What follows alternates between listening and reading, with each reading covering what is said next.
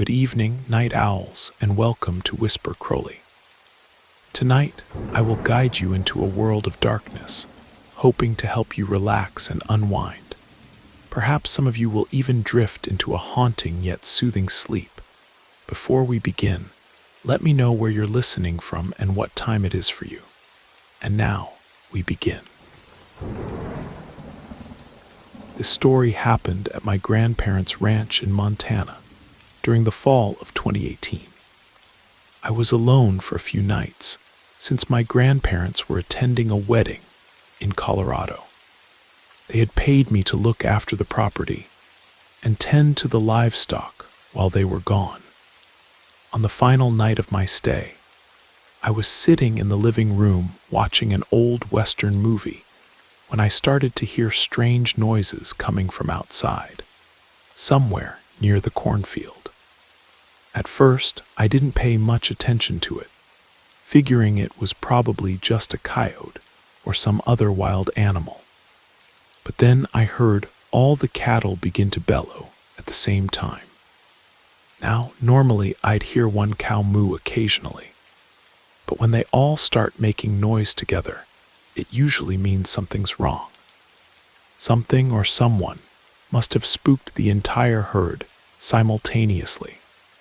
Since I was the only person at the ranch, it was obviously my responsibility to check what was happening. I went to the closet to grab my jacket and boots, but just as I was about to head out, I heard a high-pitched shriek from one of the cows that sounded more like a scream of pain than anything I'd ever heard before. I stood frozen for a moment, my hands trembling as I zipped up my jacket. I knew something seriously wrong must be happening with the cattle. I ran upstairs to my grandfather's study, where he keeps a gun safe. I punched in the code, my grandmother's birthday, and took out his .30 .30 Winchester rifle. I loaded it carefully, the way he'd taught me years ago, and headed outside. The cattle were still bellowing when I entered the barn to check on them. Nothing seemed out of place at first. The tractor was where it should be. The feed bins were untouched, until I moved deeper into the barn and noticed that one of the cows was missing from its pen. A young heifer named Clementine that my grandfather was particularly fond of. This made no sense. I was certain she had been secured in her pen when I checked earlier that evening. Suddenly, I heard another piercing cry that seemed to be coming from the direction of the cornfield. I rushed out of the barn, but as I approached the edge of the field, I swear I could hear what sounded like people talking in hushed tones. The sound of multiple voices whispering was my breaking point. I'd had enough of this cat-and-mouse game. I raised the rifle and fired 2 warning shots into the air. Everything went silent. The cattle quieted down, and the whispering in the cornfield stopped. But then I began to hear footsteps moving through the corn stalks. I wasn't sure if I had the courage to enter the cornfield, but I felt obligated to investigate. That's exactly what ranch caretakers are supposed to do. Not hide inside when something suspicious is happening. I stepped between the rows of corn and began walking deeper into the field. As I ventured further, I started hearing what sounded like multiple sets of footsteps surrounding me. The rustling of corn stalks seemed to come from all directions, and my heart was pounding harder with each step. I was getting increasingly frightened as I continued deeper into the field. Then, at a crossroads between 2 corn rows, I froze. About 20 feet away stood a figure dressed completely in black. With my heart nearly beating out of my chest, I raised my rifle and told them to get off my property. I wasn't bluffing. I was ready to shoot if necessary, but the figure didn't move at all. so I fired another warning shot into the air to try to scare them away. But still, they didn't budge an inch. Then the figure in black started walking toward me with arms slightly outstretched, as if signaling me to lower my weapon. I aimed my rifle again, shouting for them to stay back. And that's when I horrifyingly realized I was completely surrounded by several people in black clothing, at least 8 or 9 that I could see, and who knows how many more were hidden in the corn. As the person in black approached, I noticed something that made my blood run cold. All of these people were wearing bizarre, ritualistic masks that looked like distorted animal faces merged with human features. The person stopped advancing when I began backing away.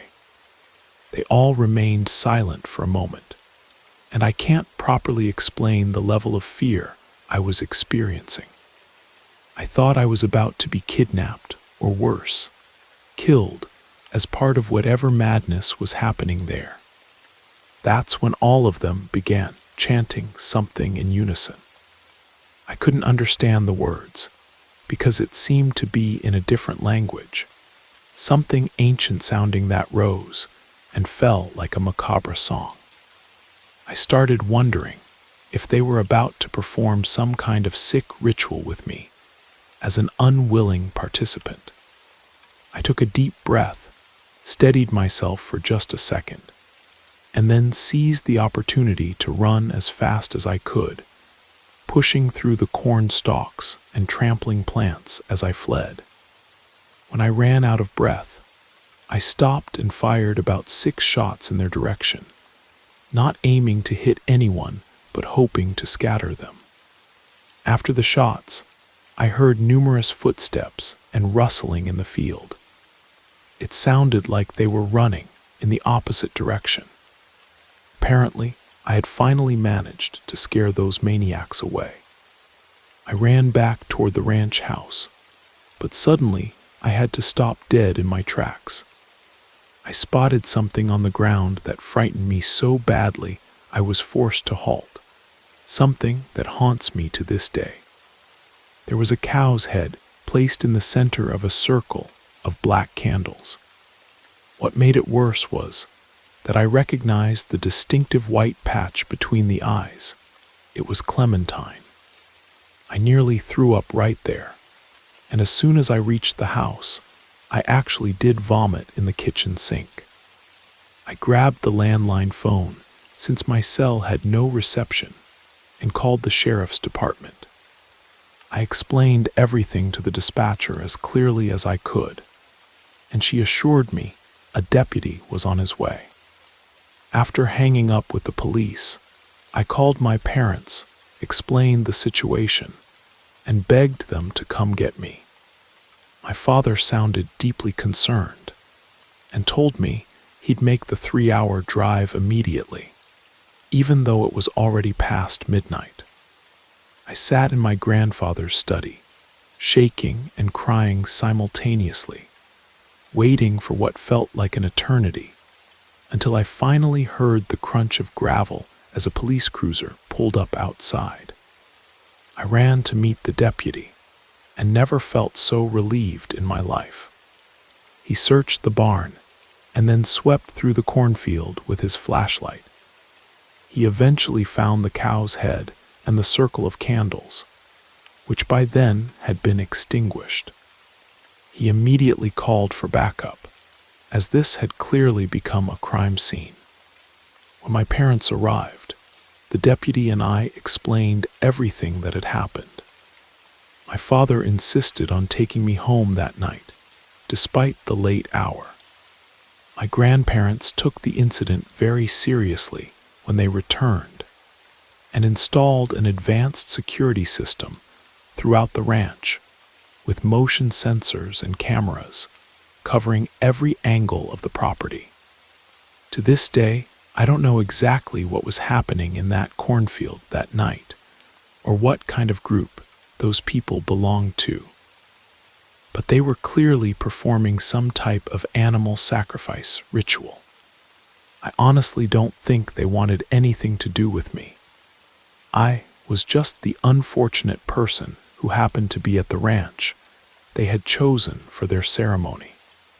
But sometimes, when the wind blows through corn stalks at night, I swear I can still hear those chants, and it makes me wonder if they ever returned to finish whatever they had started.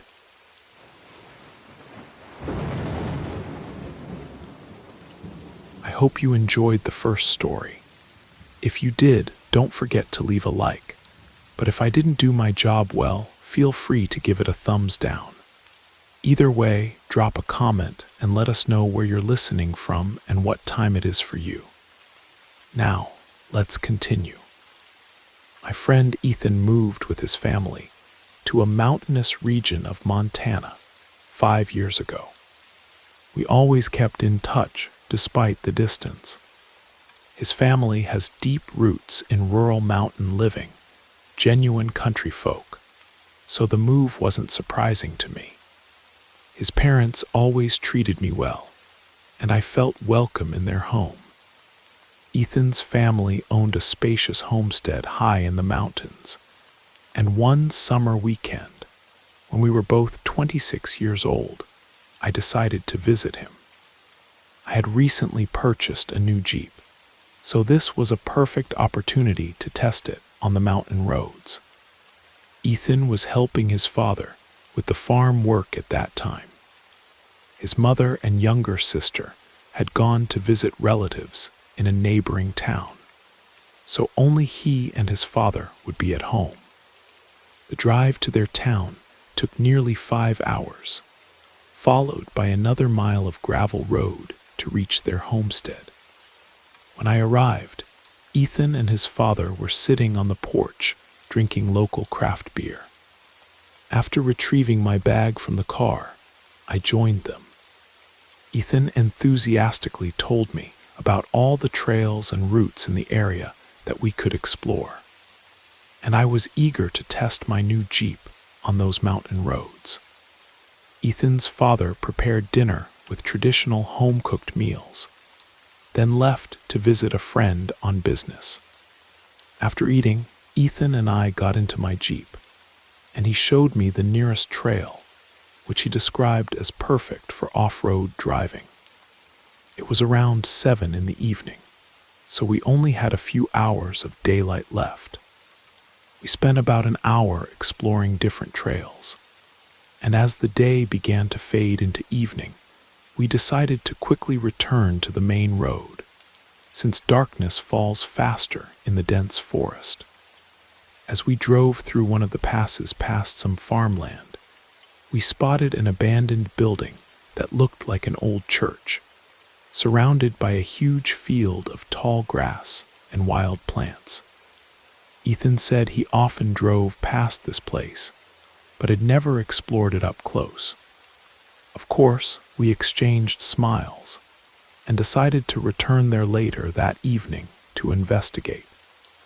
Ethan suggested taking 2 mountain bikes from his father's shed, as they had several fully equipped mountain bikes with night lighting. We returned to his house, where he packed a backpack with a bottle of homemade moonshine, some energy bars, and powerful flashlights.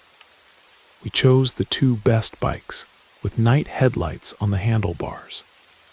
He said the bike ride would take about 30 minutes. We were both in good physical shape since high school, so a long bike ride wasn't a problem for me. By the time we reached the abandoned church, it was already quite dark, which is exactly why we brought flashlights. The grass around the building was extremely tall. Before entering the property, we checked if any vehicles were passing nearby, then hid our bikes among the tall grass so they wouldn't be visible from the road. At that point, there was still enough moonlight for us to move without turning on our flashlights.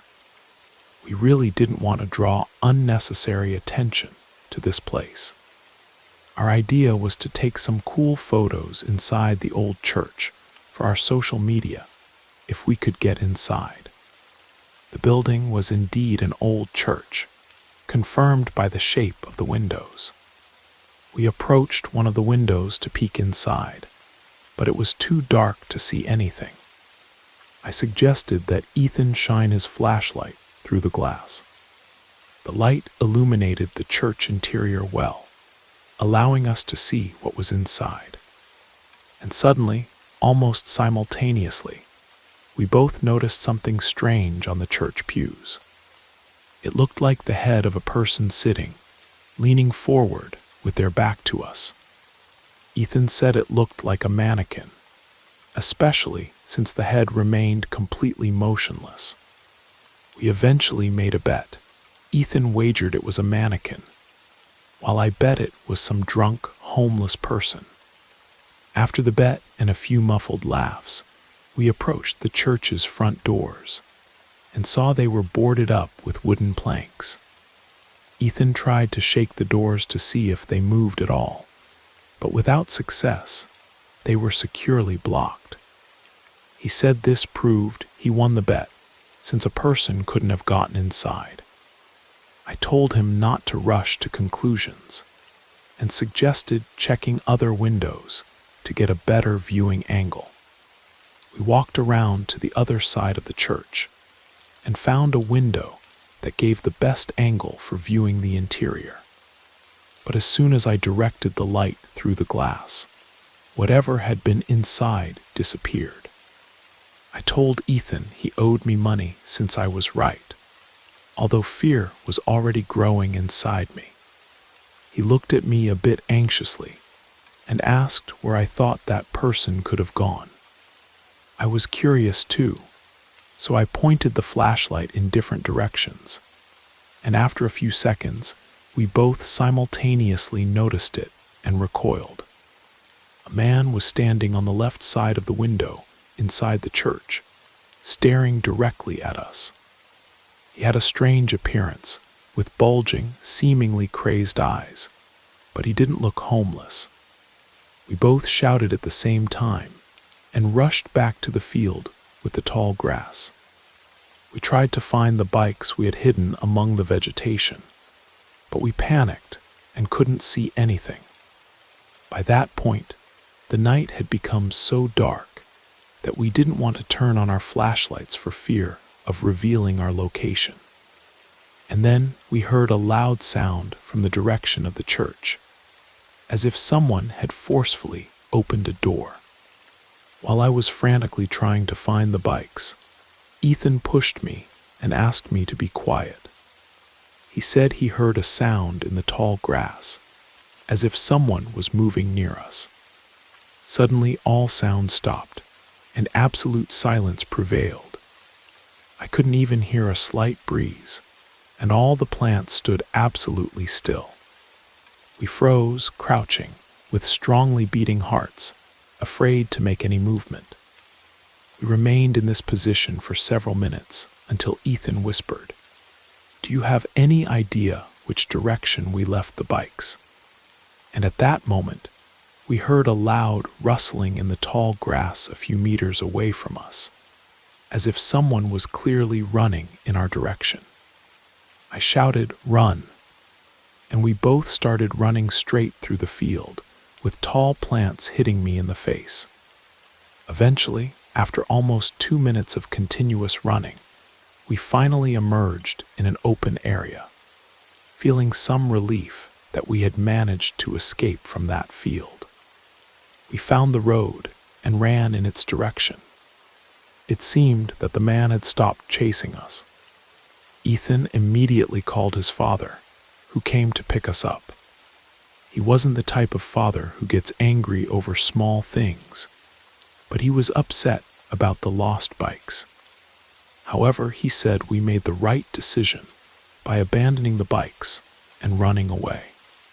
The next day, he drove us back to that church, taking his hunting rifle with him. We searched the field until we found the bikes, then loaded them into Ethan's father's pickup truck. We were about to leave when we all looked back at the church and clearly saw a person in one of the windows. It had to be the same man, who had chased us through the field the previous night. When he noticed we were looking at the church, he stepped away from the window in some very quick and strange movement.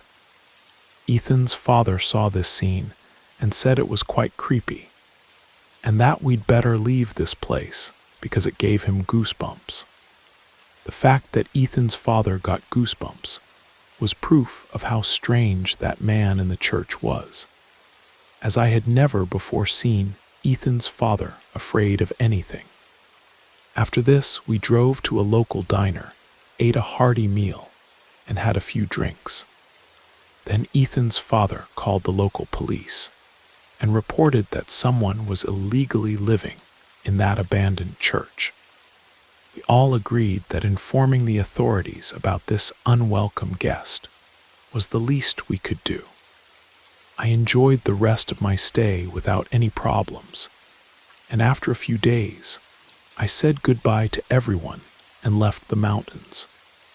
After returning home, I often wondered if that strange man was still hiding in that church, and pondered who he was and what he was doing there. But I think I'll never get answers to these questions. Sometimes I dream about that night, the tall field, the strange man with crazy eyes, and the feeling that someone is chasing me. Ethan said that local residents always avoided that place because there were legends about an old priest who refused to leave his church even after death. I don't believe in ghosts, but what we saw that night sometimes makes me doubt. The following summer, Ethan invited me to visit them again. I agreed, but we both know we'll never go back to explore that old church on the hill.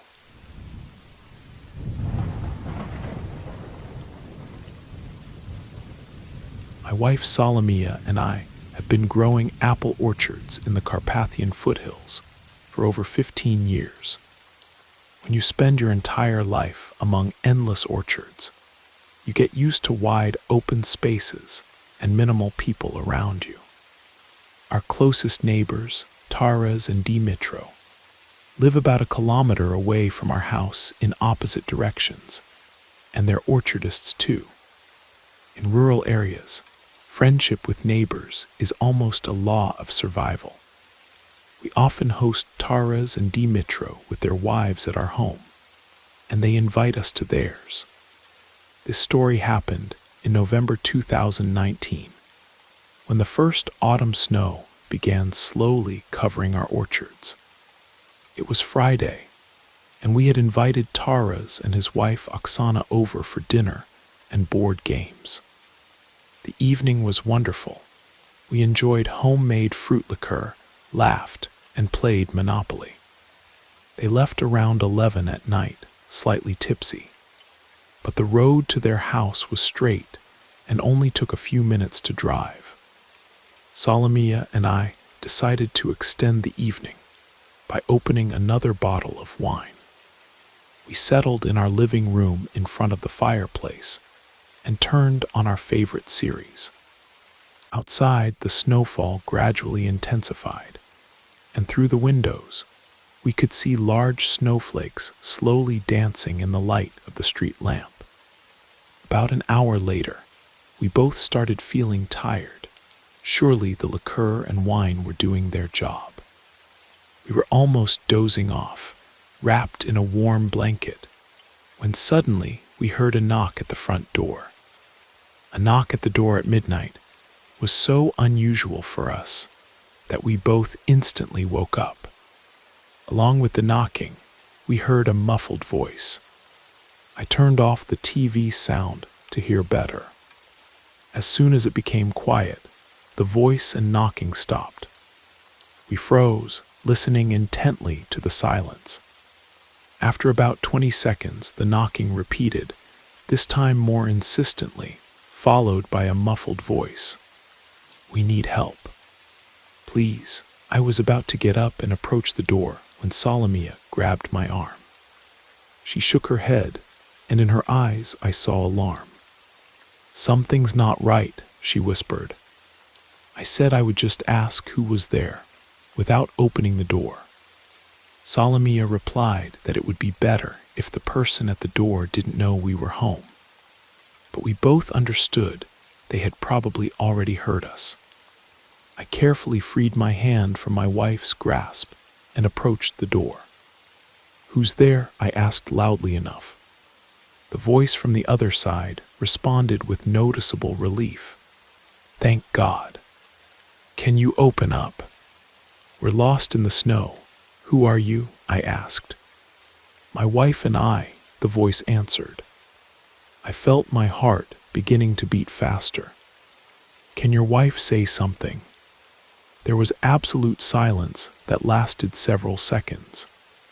Then the same voice answered, "Yes, but she."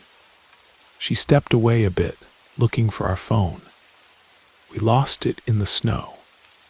It was at this moment that alarm bells started ringing in my head. I began to realize that the voice sounded strange, as if a man was trying to make it higher than it naturally was. I tried to defuse the situation and said with a nervous laugh, "Taras, is that you? Stop joking around." Taras was known as a prankster, and after a few glasses of liqueur, such a prank would be entirely in his style. The voice suddenly changed, becoming lower. "Yes, it's me." I felt momentary relief, but something inside told me it wasn't Taras. In our area, strangers rarely knock on doors in the middle of the night, so I was still on guard. "What's your wife's name?"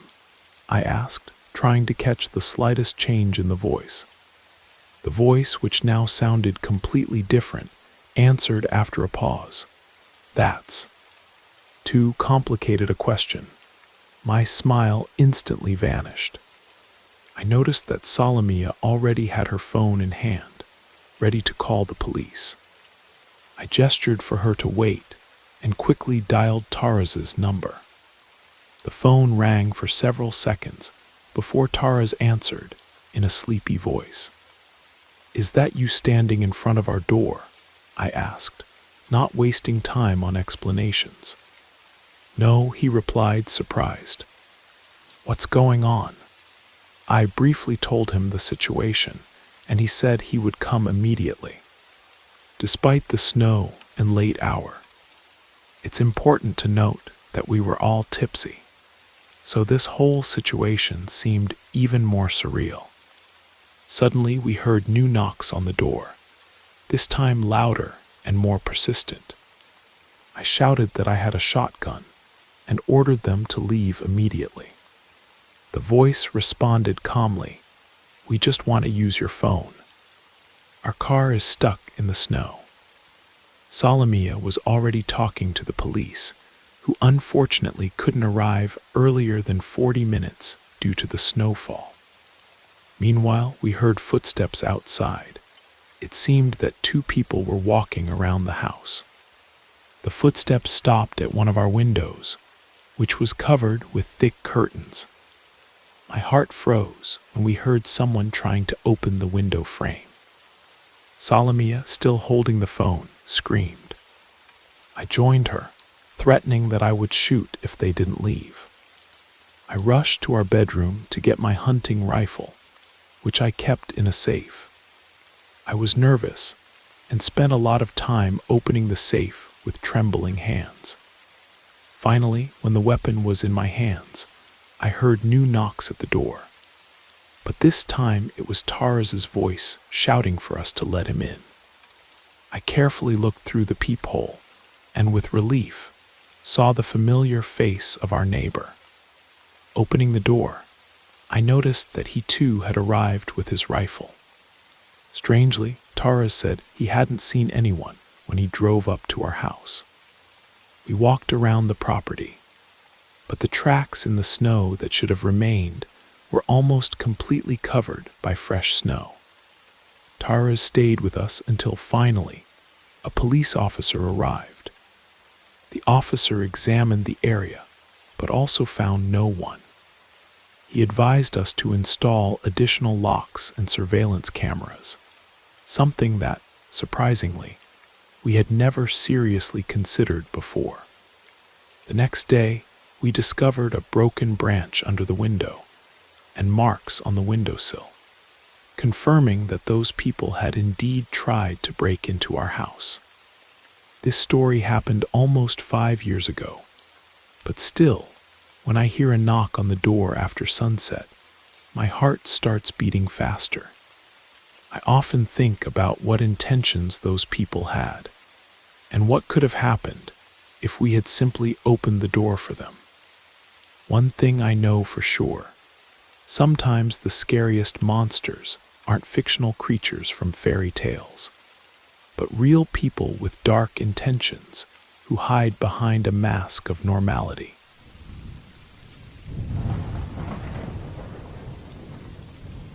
Our family had a small house in the mountains where we would go every summer.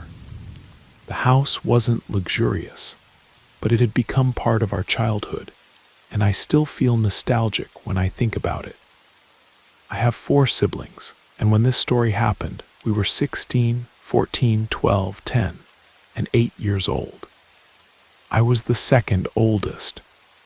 Whenever we drove there for vacation and started seeing the mountain slopes through the windows of our minivan, we knew we had almost arrived.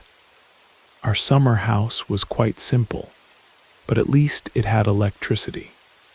The TV was old, but good enough for us to play our PlayStation. We had visited this area so many times that we knew all our favorite places by heart. Near the local school was a large playground where we always played hide and seek, while our parents stayed home reading magazines.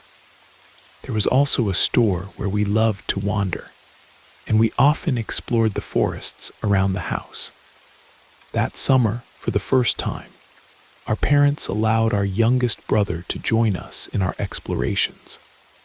One day, we all went out for a walk and started moving along the winding road where our house stood.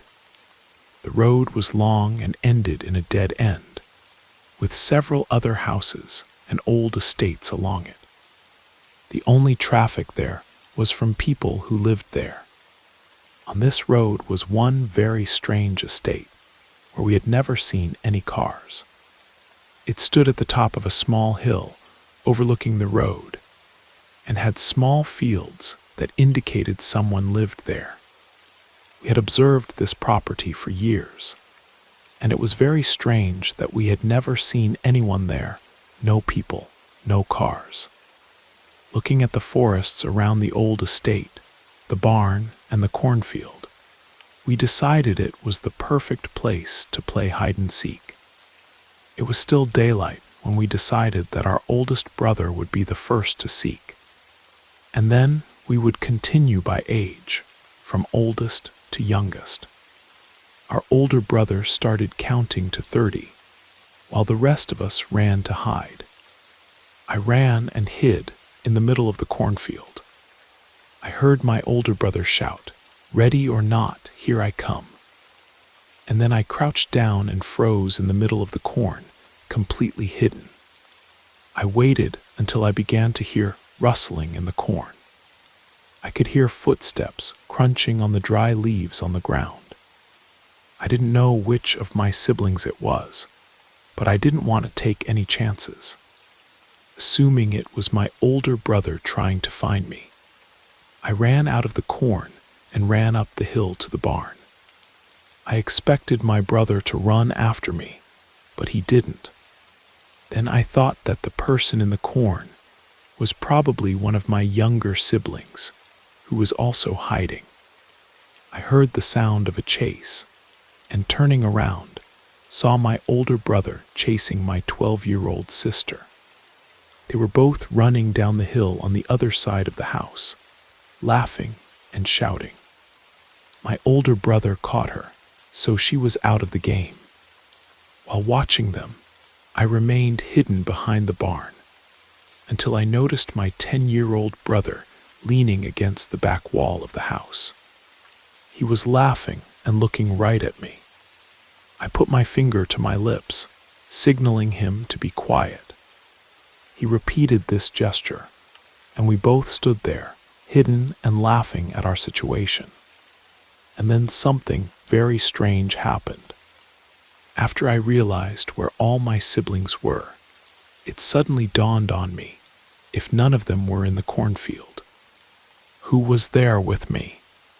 At that moment, my older brother came around the house and appeared near the back wall, easily catching my brother who was hiding there. Right after catching him, he quickly spotted me. This made me stop thinking about the cornfield, and I started running down the hill, which gave me a good boost of speed.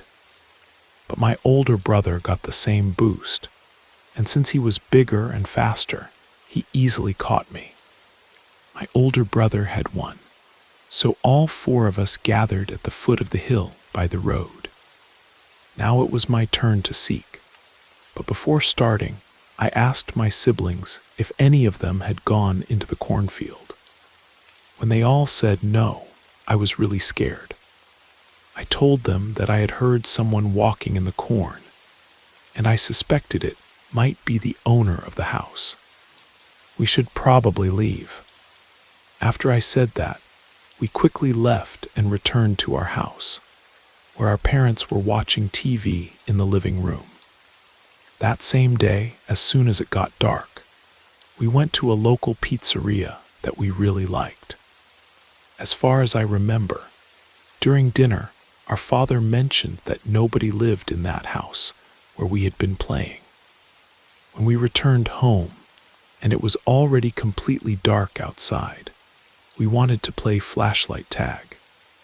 Our mom didn't want our youngest brother to go out at night, and I'm sure she only allowed the three of us to go out because my older brother was already 16, and she thought he was old enough to watch over us. So the three of us went out and walked to that old estate to play flashlight tag. It's almost the same as regular hide and seek, but you lose if you're illuminated by someone's flashlight. When we reached that property again, it was almost completely dark. My siblings wanted me to seek this time, since my older brother had sought last time. So I turned my back and counted to 40, then shouted, "Ready or not, here I come." I kept my flashlight off as a strategy to not reveal my position, and I could only see enough to walk. I carefully walked to the house, which had no lights on, then examined the walls and the barn, but didn't find anyone. I looked at the trees and decided to turn on the flashlight to investigate, but I still couldn't see anyone, so I turned the flashlight off again. I knew that one of them was probably hiding in the cornfield, so I approached the foot of the hill near the corn and quietly entered the field. It was difficult not to make noise because of the dry leaves on the ground, but I tried. Besides trying not to make noise, I kept my flashlight off so it wouldn't be obvious that I was there. But upon closer inspection, I realized that this place was really creepy at night. As I was sneaking through the field, I heard footsteps inside. I needed to be stealthy to catch whoever was there. I focused my attention to find out where these footsteps were coming from. And when I heard the sound of footsteps very close to me, I turned on my flashlight and pointed it toward the noise. But all I saw was a figure running away from the light. "Who are you?" "You're out," I said, and then I heard an eerie laugh. It definitely wasn't the laugh of my siblings or any other child. Rather, it was the laugh of a mentally disturbed adult. The person stopped running, and I froze. I could only raise my arm to point the flashlight forward and try to see who was there. Pointing the flashlight, I saw the person turn toward me, and then I heard the voice of an adult man. The man quietly said, "Can I play with you?" And then I saw his face. Half of his face was hidden by foliage, but from what I could see, He had a disfigured face. I really couldn't tell if it was a mask or something else. After a few seconds, completely paralyzed, I felt my heart jumping out of my chest, and I finally could move. I ran out of the cornfield and started shouting the names of my siblings. I shouted loudly for them to run and said that the game was over. I heard my two siblings shouting from where they were hiding together. I saw them coming down the hill with their flashlights on. I screamed and told everyone to run.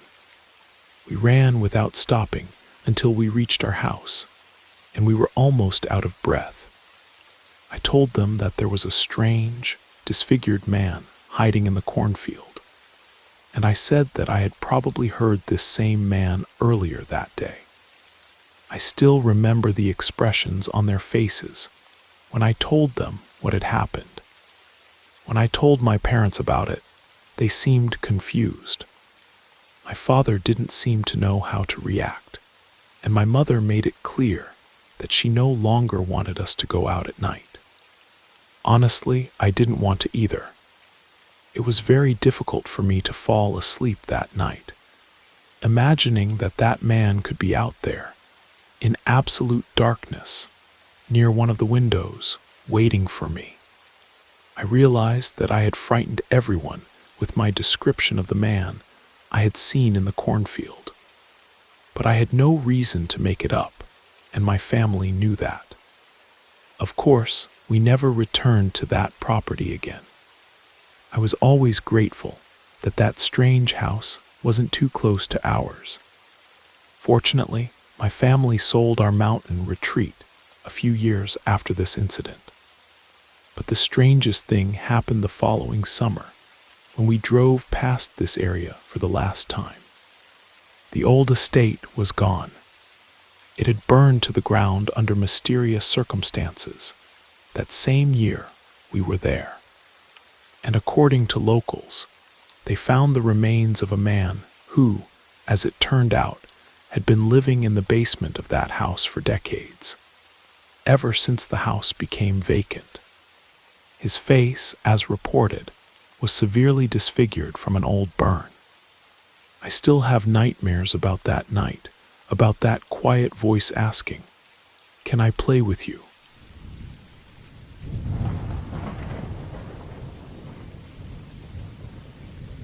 I lived in a small apartment complex on the outskirts of Portland, back in the early 2000s. I was a recent college graduate, just 23 years old, and didn't have much money at the time. My building was an older 3-story structure, with 12 apartments in total. Most of the residents were retirees who had lived there for years. To be honest, I actually liked that I didn't have to interact with neighbors every time I entered or left the building. My name is Jason, and I'm generally a busy person who's rarely in the mood for socializing. My apartment was on the top floor. Across from me lived an elderly couple, Bob and Catherine, who had been there for almost 4 years before they moved to Florida. I hardly ever spoke with them, so I wasn't particularly bothered when they moved out. Several months passed before a new tenant moved into the apartment across from mine, and another 3 weeks went by before I met my new neighbor.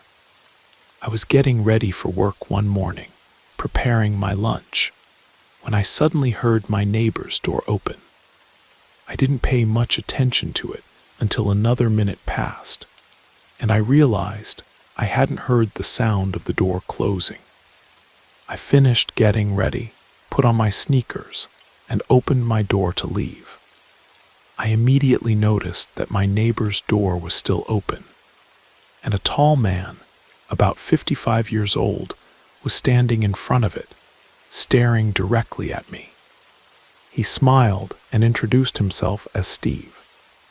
I forced a smile back, told him my name was Jason, and explained that I had to get to work. As I reached the stairwell, he invited me to have breakfast with him. This struck me as strange, since I had just told him I was heading to work. I simply excused myself and kept walking. Throughout my day at the IT company, I kept thinking about how odd that interaction had been. Fortunately, when I returned home after work, I managed to get into my apartment without running into anyone. But the next morning, I was awakened by a knock on my door. I was irritated because I had worked late and had planned to sleep in. I quickly threw on some clothes and walked to the front door. Steve was standing there again, but strangely, he was positioned exactly as he had been the day before, right in front of his open door. He invited me for breakfast again, and I obviously declined, this time more firmly, asking him not to knock on my door so early.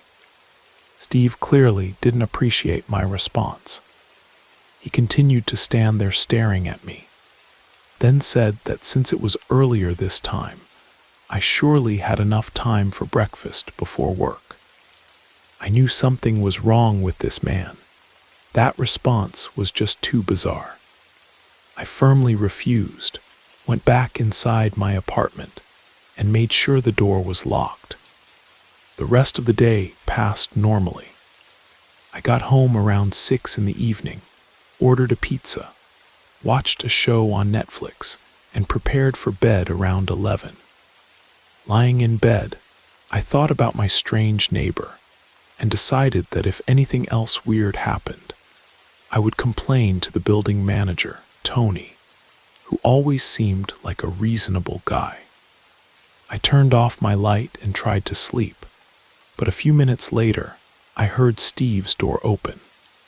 I listened quietly, trying to figure out what my neighbor was doing, but I couldn't hear anything. Again, I didn't hear his door close. I was nervous, not knowing what this man might be doing so late at night. But I eventually fell asleep, since I hadn't heard any other noises for over an hour. I don't know how long I slept before a loud knocking woke me up. But these knocks weren't coming from my front door. They were coming from my bedroom door. I jumped out of bed in complete terror and turned on my bedside lamp. The only thing I could use to defend myself was a baseball that my brother David had given me. I grabbed the bat and stood frozen beside my bed, trembling with fear, then picked up my phone to call the police. When Officers Johnson and Rodriguez arrived at my front door, I quickly left my bedroom and opened the door for them. I was surprised that the front door was even closed, but I told the police everything about my suspicions regarding Steve. Unfortunately, there was no evidence that my neighbor had broken into my apartment, and the police couldn't do anything except advise me to install a camera. But I knew what I had heard was real, and I no longer felt safe in my apartment.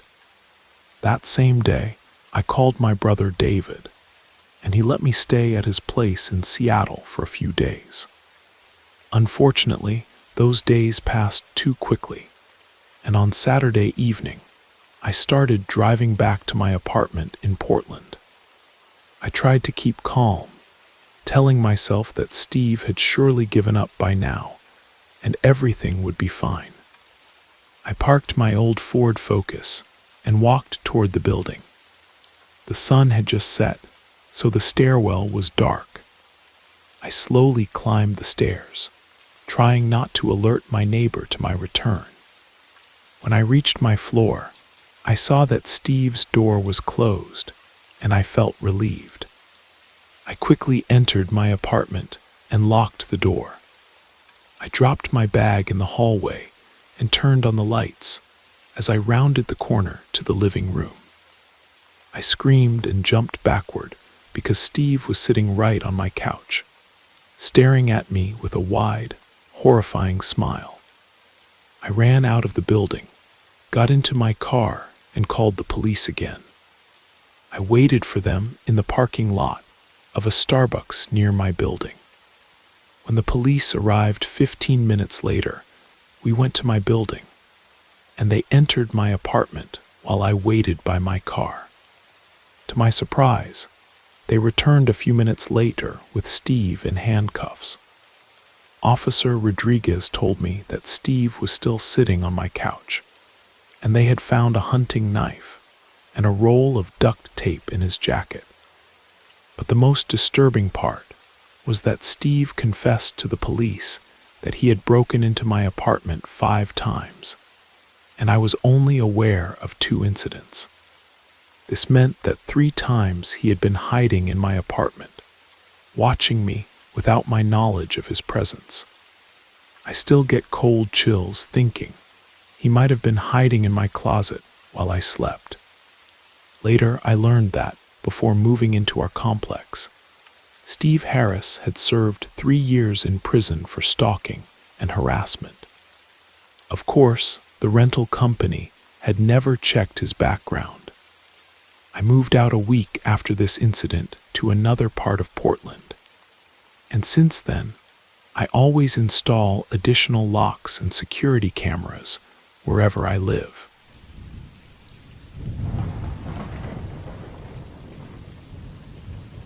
I have a small, energetic husky named Alaska. Her blue eyes always radiate an insatiable thirst for adventure. Most days, I have to walk her for at least 3 hours to drain all her energy. It happened last fall, when the leaves were changing into vibrant colors, and the evenings were getting cooler.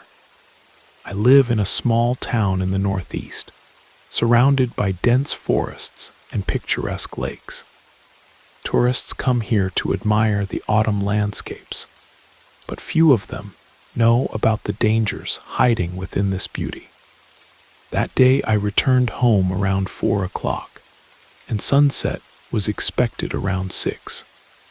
I decided to take advantage of the remaining daylight and immediately put Alaska on a leash to set off on our usual walk. At first, everything went normally. Alaska, as always, pulled me to the most interesting places for her, to every bush, tree, or puddle. Soon we reached the edge of the forest, where there was a path we often walked. The air was filled with the aroma of damp leaves and mushrooms. As we walked, I didn't notice that we had deviated from our usual route. Alaska was too interested in new smells, and I allowed her to lead me further than usual. When the sun began to rapidly descend below the horizon, I realized that we had gone too far. If you've ever walked a dog in the forest, you know how easy it is to lose track of time and distance, especially when your dog is constantly pulling you forward. We had entered a part of the forest I didn't recognize, although I still had a general idea of the direction home. I started to turn back, but suddenly Alaska froze in place. She refused to go any further and began to whimper quietly, all her fur standing on end. In the ghostly light of the setting sun, I noticed the cause of her fear. A large, gray wolf stood in the middle of the path, staring directly at us. It was the size of a large Great Dane, with shaggy fur and a half-open mouth in which I could make out yellow, sharp teeth. I froze in place, feeling my heart pounding in my chest. I didn't panic, thinking the wolf would just go its own way. No one had warned me about wolves in these forests. Sometimes coyotes were seen, but they usually avoided people. So I started slowly backing away, keeping Alaska close to me. The wolf didn't attack, but it didn't retreat either. It simply followed us at a certain distance. The darker it got, the more nervous I became. After 20 minutes of walking in the twilight, I realized a terrible thing. I was lost. All the turns I had made completely disoriented me. Through the darkness, I could only see the bright eyes of the beast, hear its quiet growling and howling. With each minute, they became louder, and I understood that the wolf was coming closer. And then I noticed another pair of eyes blinking in the darkness. And another, a whole pack. In the rare glimpses of moonlight through the tree crowns, I could make out their silhouettes, at least 7 wolves surrounding us and slowly tightening the circle. I was seized by real terror. I barely held back tears, with trembling hands pressing Alaska to myself. She too understood the danger and whimpered quietly, pressing against my legs. I quickened my pace, hoping to find a way out of the forest, but with each step, I felt the pack getting closer. Their howling was becoming louder, more insistent. Sometimes I saw dim silhouettes moving parallel to us between the trees. After an hour of wandering, I was physically and emotionally exhausted. Tears of helplessness flowed down my face as I imagined these beasts attacking us. Alaska also felt my fear and whimpered more loudly. Suddenly I heard a sound that seemed like music from heaven, the rumble of an engine. After a few seconds, I saw a beam of light breaking through the trees. The wolves retreated into the shadows when an old pickup truck drove onto the path. The driver, an elderly man in a flannel shirt and with a long gray beard, stopped next to me. He lowered the window and asked if I needed help. I would never get into a car with a stranger under normal circumstances, but now I had no choice. The man looked kind, and understanding of my situation was evident in his eyes. I got into the cab, holding Alaska on my lap, and the man quickly drove off. Through the window, I saw wolves coming out of hiding and watching the car drive away, their eyes reflecting the headlights. "You're not the first person I've rescued from these beasts," he said when we had driven to a safe distance. "They're becoming bolder with each passing year. Once they were almost non-existent here, but now they consider this forest their territory." The man drove me home, which turned out to be almost 30 minutes away from where he had picked me up. I live in a nice area, safe from criminals, but as it turned out, not from wild beasts. 5 years have passed since that incident. During this time, the situation has only worsened. Wolves began to appear more frequently closer to populated areas, and they became larger and more aggressive. Local authorities installed warning signs in the most dangerous zones and organized regular patrols. But this helps little. There have been cases where wolves jumped over fences to grab small dogs, and sometimes even attacked large domestic animals. The scariest stories involved children who disappeared while walking or playing in the yards of private homes on the outskirts. A few months ago, I myself witnessed a horrifying scene.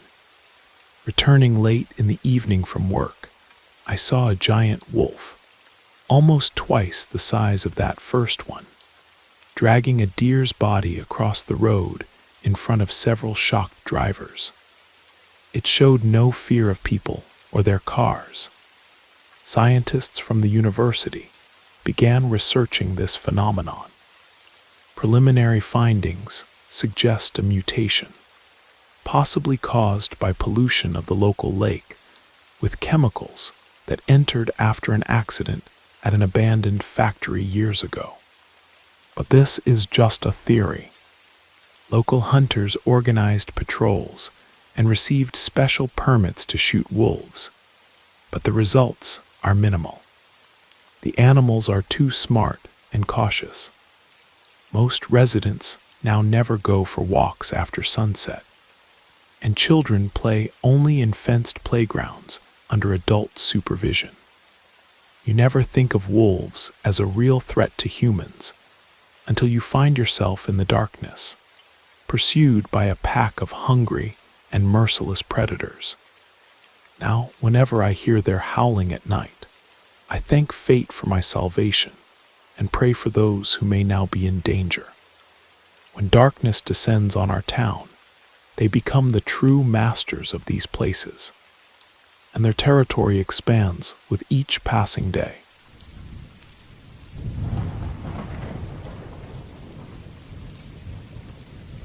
I worked at my uncle's small gas station on the outskirts of Chicago. It was just a regular roadside stop with a cafe, but it was open 24 hours a day. During my high school years, I only worked evening hours from 6 to 10, but as soon as I graduated, I started taking night shifts to save more money for college. Surprisingly, our gas station was quite popular even at night. It was mostly truck drivers stopping for a bite to eat and coffee, or locals returning from night shifts. Sometimes suspicious types would come in, but usually they just bought food and left. I loved working nights.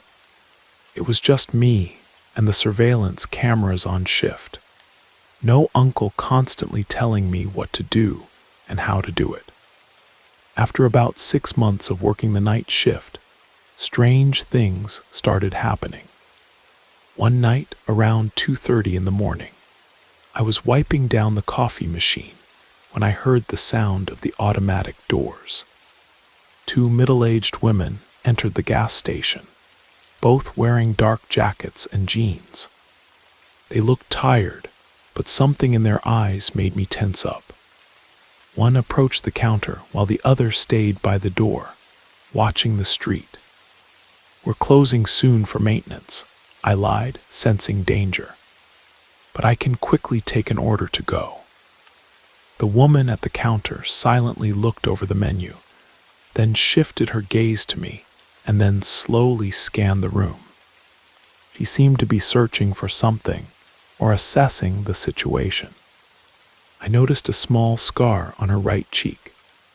After a few seconds, the woman by the door quickly walked outside, and the one standing at the counter followed her. It was one of the strangest encounters in my life, and I couldn't find any logical explanation. At first, I thought they were planning a robbery, but changed their minds for some reason.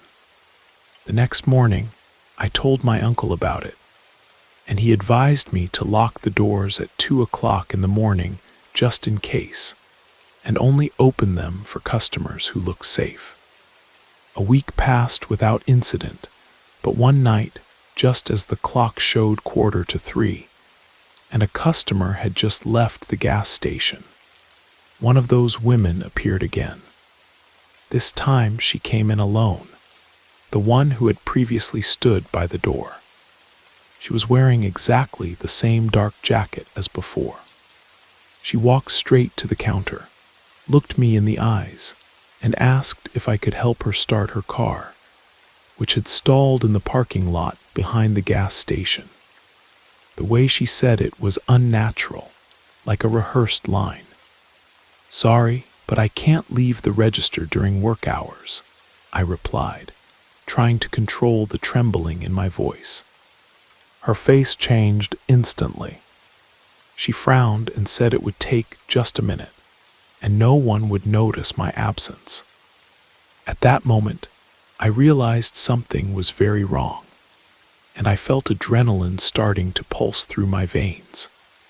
She began moving toward the door, gesturing for me to follow her. I didn't know what to do, but my self-preservation instinct took over. It's worth noting that I'm a short girl, and this woman was much bigger and stronger than me. Plus, I was almost certain the other woman was somewhere nearby, waiting for her chance. I grabbed the scissors I kept under the cash register and stood my ground. The woman turned to me by the door, this time looking nervous, and started demanding that I go with her immediately. Suddenly, a loud sound came from the back of the gas station. Someone had forcefully opened the service entrance door. I rushed back there with scissors in hand and saw the second woman running away as she noticed me. I quickly returned to the counter, but the first woman was gone too. Of course, I called the police right away and gave them the surveillance camera footage, but the video quality was poor, and it was difficult to identify the attackers. I still don't understand why they didn't just attack me and rob the gas station. My best guess is they were planning an abduction, not a robbery.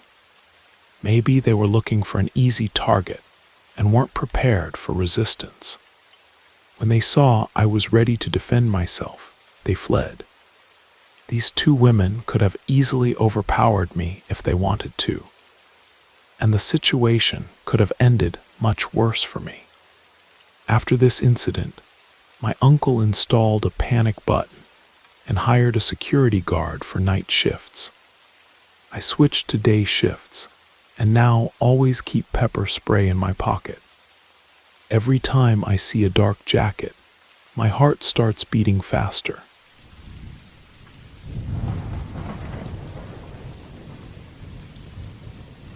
It was Thursday evening in late September. I wrapped up work around 7 and headed straight home, looking forward to gaming online with some friends from college. About 6 months ago, my girlfriend of 3 years moved out, leaving me alone in our rental house on the edge of town. Since then, my routine had been pretty simple work: game, sleep, repeat. I can't say I minded the simplicity, though sometimes the silence got to me. I live in Northern California, in one of those small towns nestled between redwood forests and coastal cliffs. Beautiful place, but isolated, especially during storm season. I knew a major storm was approaching. The weather alerts had been blowing up my phone all day. Flash flood warnings, potential landslides, the whole 9 yards. But living here for 5 years, I'd gotten used to these warnings that often amounted to nothing more than a heavy drizzle and some wind. The meteorologists around here tend to overcorrect after that devastating mudslide back in 2019. Around 10:30 that night, I was deep into a raid with my gaming crew when a massive gust of wind slammed against the picture window beside my desk. The entire house seemed to shudder in response. My headset nearly flew off, and suddenly I became aware of just how ferociously the rain was coming down. A solid wall of water hammering against the roof and windows. The wooden beams of this 1970s house groaned under the assault. I turned back to my screen to tell my friends what was going on, but before I could say anything, the lights throughout the house flickered rapidly, once, twice, then died completely. For a split second, everything went pitch black. When the emergency lights kicked on, thank God for my paranoid landlord who installed those after last year's wildfire scare. I noticed I was still connected to voice chat and asked if anyone could hear me. But before anyone had a chance to respond, everything went dead. My computer shut down, the emergency lights faded out, and the house plunged into complete darkness. I couldn't even see my hand in front of my face. I fumbled around the desk, searching for my phone, and turned on the flashlight. Annoyed, I stood up and made my way downstairs to check the circuit breaker in the mudroom. To be honest, it was hard to tell if the neighboring houses had also lost power. The rain was so heavy it created a silver curtain that obscured everything beyond my front yard. And at this hour, most folks would be sleeping anyway, their windows dark regardless. I shot a quick message to our gaming group chat, letting them know I probably wouldn't be able to rejoin tonight. Frustrated, I used my phone's light to navigate to the garage, where I kept an old camping lantern and some emergency supplies. The lantern wasn't particularly bright, but it was better than nothing and would save my phone battery. As I was rummaging through a storage bin, I thought I heard something behind me coming from the darkest corner of the garage, where I kept nothing but some old moving boxes. The wind had picked up even more though, so I figured it was just the storm causing strange acoustics in the house. Old places like this always have their own soundtrack during bad weather. I carried the lantern to the living room and set it up on the coffee table. I've never been comfortable falling asleep in complete darkness, a quirk from childhood I never outgrew. I usually wait for power to return before really settling in for the night. So I pulled back the curtains to let in what little ambient light there might be, sank into the couch, and started scrolling through YouTube on my data plan. About an hour passed. Curiosity got the better of me, and I stepped onto the covered porch to observe the storm. It was still raging with impressive force, but I noticed something odd. Several houses across the valley definitely had their lights on. This confused me. In my experience, power outages typically affected entire neighborhoods, not individual homes. I tried searching for information about localized outages, but found nothing helpful on the power company's site or social media. When I returned inside, dripping from just those few seconds exposed to the rain, my phone pinged with a text from an unknown number. Power grid issues in your sector only. Crews unable to access due to flooded access road. Estimated repair time tomorrow morning. This is an automated message. I found this strange. The message hadn't come from any official utility company number I recognized. It seemed suspicious, but I brushed it off, figuring it might be a new alert system they'd implemented. I returned to the couch, continued watching videos on my phone, and stared absently at the rain cascading down the windows. That's when I heard it, a distinct sound from the other side of the house. The unmistakable creak of the third step leading up from the basement. I'd lived here long enough to recognize that specific sound. That step always groaned when you put weight on the left side. I stood up slowly and moved cautiously in that direction, straining to listen over the storm. The house was so dark that my phone's flashlight only illuminated a small circle directly in front of me, leaving everything else in impenetrable shadow. I turned the corner and aimed my light at the basement door. My heart nearly stopped. The door stood partially open. I was absolutely certain I had closed it earlier that evening. I always kept it closed because the basement was perpetually cold and damp. I approached closer, shining my light down the stairwell. But there was no way I was going down there, not with the limited light I had. I quickly pulled the door shut, my mind racing to make sense of what was happening. I retreated to the adjacent room and looked around. Lightning occasionally illuminated the space through the windows. Everything seemed in place, but a growing sense of unease was building inside me. Something was wrong. Every instinct told me I needed to leave. At that exact moment, I heard heavy, rapid footsteps pounding up the basement stairs. Not cautious steps trying to be quiet, but deliberate, thundering strides that made the floorboards vibrate beneath my feet. Without a second thought, I lunged toward the basement door and threw my weight against it, trying to keep it closed. A split second later, someone on the other side was pushing back, trying to force it open. When they realized I was holding the door shut, they began violently slamming against it, the wood flexing inward with each impact. The door was just a standard interior door, no lock, no deadbolt, nothing but the pressure of my body keeping it closed. The pounding continued for what felt like eternity, but was probably less than a minute. I finally managed to get my phone out to call 911. And then complete silence. I heard rapid footsteps descending the basement stairs. Not wanting to waste this opportunity, I raced to the front door, grabbed my car keys from the hook, and sprinted through the pouring rain to my car.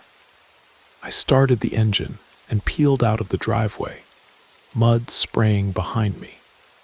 I pulled over about half a mile down the road, near the entrance to the development, and waited in the darkness, watching to see if anyone emerged from my house. I sat there for nearly 20 minutes, saw no one. When the police finally arrived, 3 officers entered the house with weapons drawn and searched every room. They found no one inside.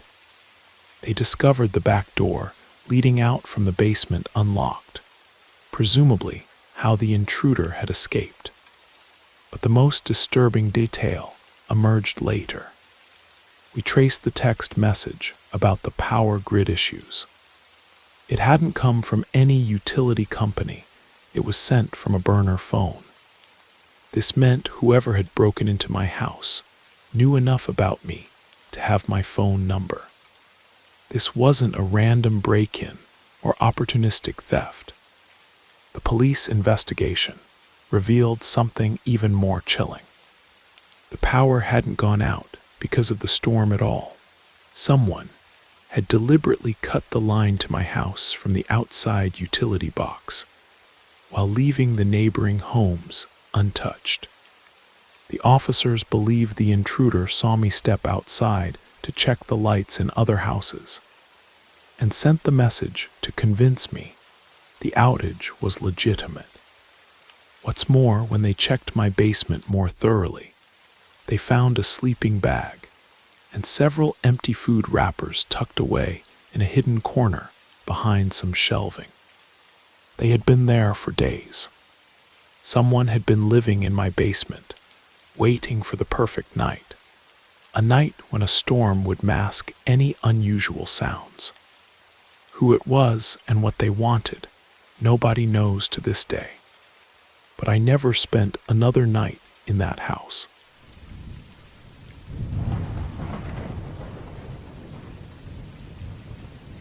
It happened during the winter of 1989. I was 32 years old and working as a traveling salesman for a pharmaceutical company. My territory covered 3 states in the Midwest, which meant endless driving through small towns and rural areas. I spent more time on the road than at my apartment in Chicago. That particular week in January was brutal. Temperatures well below freezing and forecasts of heavy snow. I was supposed to make one last sales call in a small town in northern Wisconsin before heading back home for the weekend. I'd been on the road for almost 2 weeks straight and was exhausted, but my boss was adamant about me meeting this potential client. I left Milwaukee around noon on Thursday, figuring I'd drive the 4 hours north, stay overnight somewhere, and meet the client first thing Friday morning. The drive started fine, but about halfway there, the snow began coming down harder than predicted. The radio warned of a severe winter storm moving through the area, faster than meteorologists had anticipated. By 6 in the evening, I could barely see 20 feet ahead of me. The windshield wipers were fighting a losing battle against the relentless snow, and the few cars I'd seen earlier had all disappeared. It was just me, my company sedan, and a seemingly endless stretch of rural highway disappearing into white oblivion. When I spotted a faint glow in the distance, I felt a wave of relief wash over me. As I got closer, I could make out an old neon sign for Pine Haven Lodge. The sign's red letters flickered weakly against the swirling snow, but it was the most welcome sight I'd seen all day. I turned onto what I hoped was the driveway, though it was hard to tell where the road ended and the property began under all that snow. The lodge itself wasn't what I expected, not a typical roadside motel, but an old 2-story wooden structure that looked like it had been there since Prohibition. There were no other cars in the parking area, which struck me as odd, but I figured nobody else was crazy enough to be driving in this weather. Inside, the lobby was dimly lit and decorated with mounted deer heads and old fishing photographs. A fireplace crackled in the corner, offering the only real warmth and light in the room. I stood there for nearly 5 minutes, dripping melted snow onto the worn wooden floor, before a bell rang somewhere in the back. An elderly woman appeared, moving so silently I almost didn't notice her until she was behind the check-in counter. She had to be in her 80s, with silver hair pulled back in a tight bun, and eyes so pale blue they were almost colorless. "Not many travelers on a night like this," she said, her voice surprisingly strong for someone who looked so frail. "I didn't have much choice," I replied, stomping snow from my boots. "Storm caught me by surprise." She nodded knowingly. "They always do around these parts. Roads will be closed by morning, I expect." That wasn't what I wanted to hear, but there wasn't much I could do about it now. The woman, who never introduced herself or asked my name, slid an actual metal key across the counter. It was attached to a heavy wooden keychain with the number 13 burned into it. "Last room available," she said, though the empty parking lot suggested otherwise. Up the stairs, end of the hall. I asked about a phone to call my boss, but she shook her head. "Lines are already down. Storm always takes them first." She didn't ask for payment or ID, which I found strange even for a place this remote. But I was too tired and cold to question it. I just wanted to get to my room and sleep. The stairs creaked under my weight as I made my way up to the second floor. The hallway was long and narrow, with peeling floral wallpaper and floor-length mirrors spaced every few doors. I caught glimpses of myself as I walked, looking haggard and somehow unfamiliar in the distorted old glass. Room 13 was at the very end of the hall, just as she'd said. The key turned with difficulty in the lock, and the door swung open with a long, dramatic creak. Inside, the room was startlingly cold, almost as cold as outside, but I figured the heat would kick in eventually. The furnishings were antique, but well-maintained. A 4-poster bed with a heavy quilt, a writing desk beneath the window, and an old television set that looked like it belonged in a museum. There was no phone, no clock, not even a bathroom, just a small sink in the corner, and a note indicating that facilities were shared down the hall. I set my briefcase on the desk and my overnight bag on the bed. After washing up as best I could at the tiny sink, I decided to try the TV. To my surprise, it actually worked, though it only picked up one channel showing what looked like a local news broadcast from years ago. The weatherman was pointing to a map and discussing a winter storm, but it wasn't the one currently raging outside. Around 11, I finally turned off the TV and settled into bed. Despite my exhaustion, sleep didn't come easily. The wind howled outside, rattling the windows, and the building itself seemed to creak and groan with every gust. Sometime around midnight, I must have finally dozed off. I woke with a start at 3:17. I know the exact time because the room now inexplicably had a digital clock that cast an eerie red glow across the walls. Something had woken me, but I couldn't immediately identify what. Then I heard it, a soft tapping at my window. This made no sense at all. I was on the second floor, and in this weather there couldn't possibly be anyone or anything outside my window. The tapping came again, more insistent this time. 3 distinct knocks, then silence. I lay perfectly still, barely breathing, straining my eyes to see through the darkness toward the window. The heavy curtains were drawn, but I could make out a faint silhouette against them, as if someone was standing outside, pressed against the glass. The logical part of my brain argued that this was impossible. Not only was I on the second floor, but a blizzard was raging outside.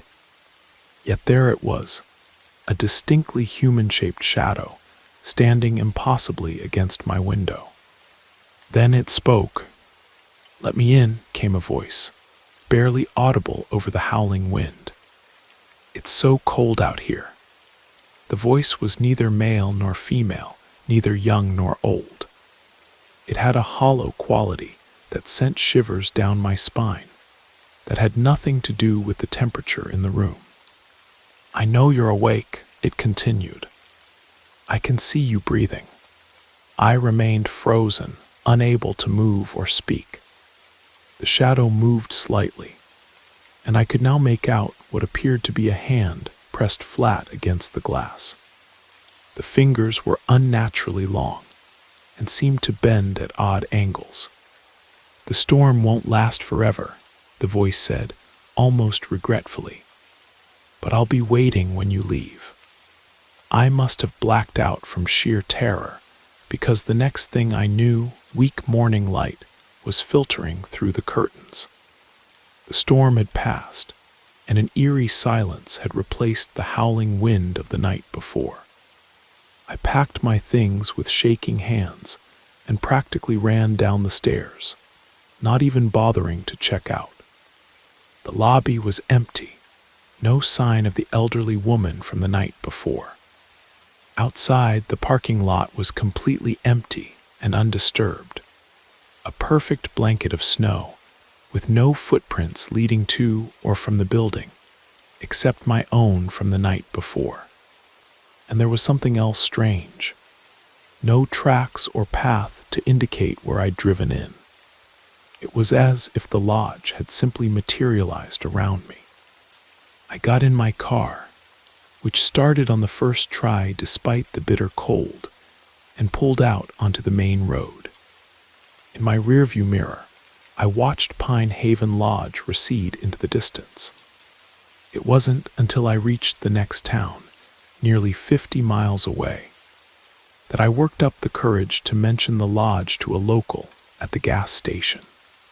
"Pine Haven," the old man repeated, giving me an odd look. "That place burned down in '74. Nothing left but the foundation. I've driven that stretch of highway many times since then, always in daylight, always in good weather. I've never seen Pine Haven Lodge again, nor found anyone who admits to knowing where it stood.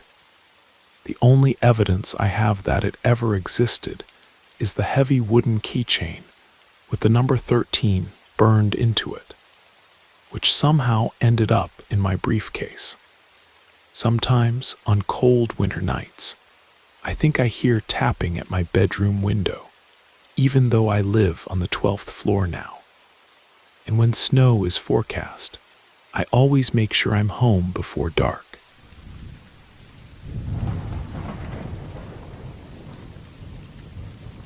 I was driving through the Appalachian Mountains last fall, taking the scenic route to visit family for Thanksgiving. The sun was already setting behind the peaks, casting long shadows across the winding road.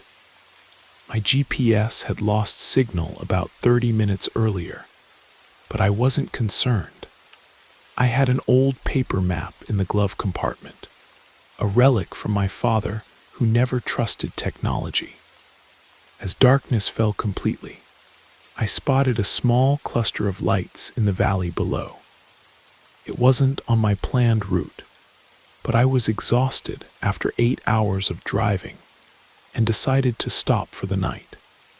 The town looked like something frozen in time. Wooden storefronts with faded paint, antique street lamps casting pools of yellow light on empty sidewalks, and not a single modern chain store in sight. At the far end of Main Street stood the Pinewood Inn, a Victorian-style building, with peeling white paint and dark green shutters. The parking lot was empty, except for a rusted pickup truck, parked near what I assumed was a staff entrance. I grabbed my overnight bag from the trunk and walked up the creaking wooden steps to the entrance. Inside, the lobby was dimly lit with outdated wallpaper, depicting forest scenes that seemed to absorb what little light came from the antique chandelier above. The air smelled of old books and pine-scented cleaner. No one was at the reception desk, which was made of heavy oak with intricate carvings along its edge. The silence was oppressive, no music playing in the background, no sounds of other guests, just the occasional settling of the old building and the muted tick of a grandfather clock in the corner. After waiting for several moments, I rang the small brass bell on the counter. Its high-pitched chime echoed through the empty lobby, seeming to disappear down dark hallways.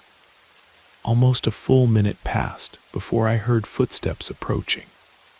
A tall, thin woman with silver hair, pulled back in a tight bun, emerged from a doorway behind the desk. She startled visibly when she saw me, her hand flying to her throat as though I'd frightened her. "I'm so sorry," she said, composing herself. "We don't get many visitors this time of year, especially after dark." Her voice had a slight accent I couldn't place.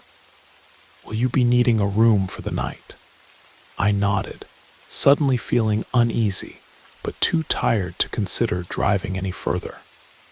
The woman, Margaret, according to her name tag, took my credit card and ID with trembling hands. As she processed my information, I noticed her glancing repeatedly toward the windows, as though expecting to see someone there. "You'll be in room 13, she said, handing me an actual metal key attached to a heavy wooden tag. "Last door on the right at the end of the hallway."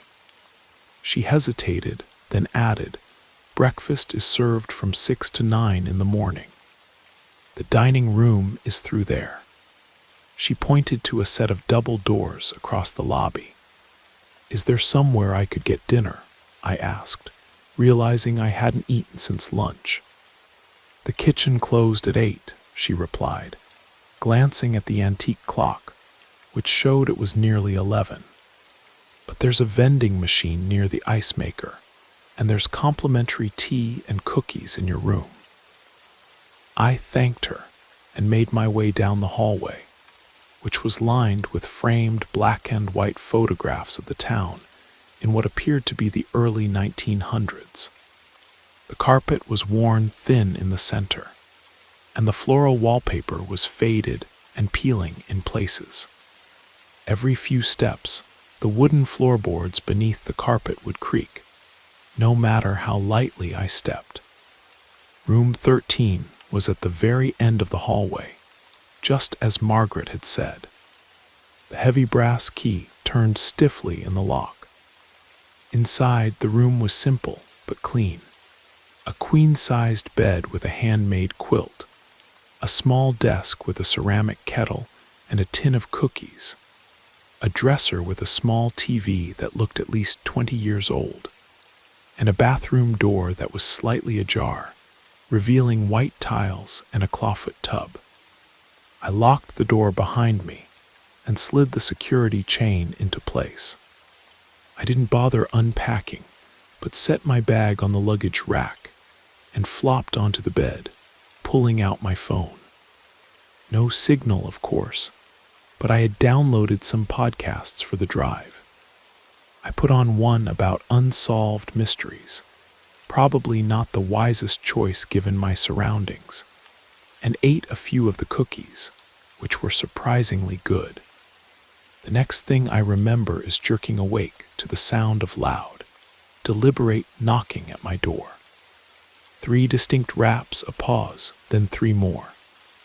My podcast had ended hours ago, and the room was dark except for the glow of my phone screen, which showed it was 2:15 in the morning. Heart racing, I sat up and called out, "Who is it?" No response. Just 3 more knocks, slower this time. I slid off the bed and approached the door cautiously. "Hello. I'm trying to sleep." Silence. Then, just as I reached for the peephole, 3 more knocks, so forceful the door shook in its frame. I looked through the peephole, but saw only darkness. Whoever was out there must have covered it. My mouth went dry, and I stepped back, debating what to do. Part of me thought it might be Margaret with some urgent message, but why wouldn't she identify herself? "I'm calling the front desk," I bluffed, hoping my voice didn't betray my fear. The knocking stopped abruptly. I waited, listening for footsteps retreating down the hallway, but heard nothing. After what felt like an eternity, I carefully unlocked the door, keeping the security chain in place, and opened it a crack. The hallway was empty and dark, except for the dim emergency exit sign at the far end. I closed the door quickly, double-checked all the locks, and retreated to the bathroom, splashing cold water on my face. I told myself it was probably just some drunk guest who had the wrong room. Or perhaps the old building was playing tricks on me. I was too unsettled to go back to sleep immediately, so I took a hot shower, hoping it would calm my nerves. By the time I got back into bed, it was nearly 3, and exhaustion finally pulled me under. The second time it happened, I was deep in sleep. The knocking was different, rapid, desperate, like someone in a panic. I jolted awake in total darkness. The power had gone out, and my phone was dead. The red numbers on the bedside clock were blank. For a moment, I didn't know where I was. The knocking came again, and something about its urgency made me get up. I fumbled through the darkness, banging my shin on the edge of the desk, and made it to the door. This time, I didn't call out. I pressed my ear against the wood and listened. Nothing, not even breathing. Against my better judgment, I unlatched the security chain and opened the door fully. The hallway was pitch black, the emergency exit sign no longer illuminated. I stepped out, straining to see anything in the darkness. "Hello," I called, my voice sounding small in the emptiness. A cold draft swept past me, and I heard what sounded like footsteps retreating down the hall, Not the sound of shoes on carpet, but something heavier, like bare feet on the wooden boards beneath. I hurried back into my room, but before closing the door, I had the distinct feeling someone was watching me from the darkness at the end of the hall. I slammed the door shut, locked it, and pushed the desk chair under the handle for good measure. Sleep was impossible now. I sat on the edge of the bed, watching the door until the first gray light of dawn seeped through the thin curtains. As soon as it was light enough to see, I packed my bag and headed to the front desk, intending to check out immediately. The lobby was empty again. I rang the bell several times before Margaret appeared, looking as though she hadn't slept at all. Her eyes were ringed with dark circles, and her silver hair was loose around her shoulders. "I need to check out," I said, trying to keep my voice steady. Someone was knocking on my door in the middle of the night, twice. And then the power went out. Margaret's face paled. "The power didn't go out, sir." She glanced at the grandfather clock, which was ticking normally. "And there couldn't have been anyone knocking at your door." "What do you mean?" I asked, a chill running down my spine. She hesitated, then said, "You were our only guest last night. The inn is empty except for you and me." My mouth went dry. "That's impossible." I heard knocking, loud knocking, and footsteps in the hallway. Margaret's eyes darted toward the window again, then back to me.